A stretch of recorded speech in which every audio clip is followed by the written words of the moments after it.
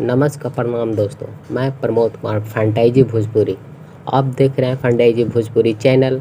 दोस्तों अभी अभी भोजपुरी इंडस्ट्री में ग्लोबल स्टार खेसारी लाल यादव जी का इस साल 2022 का बहुत ही ज़बरदस्त और बवाल लोकगीत अभी अभी एक पोस्टर लॉन्च किया गया है, जो कि बता दूं कि इस गाने का टाइटल है और इस गाने का बोल है नचनिया कारण। जी हाँ, इस गाने को खेसारी लाल यादव जी गाए हैं और किशन कांत जी इस गीत को लिखा है और इस गीत में आर्या शर्मा जी का म्यूजिक है।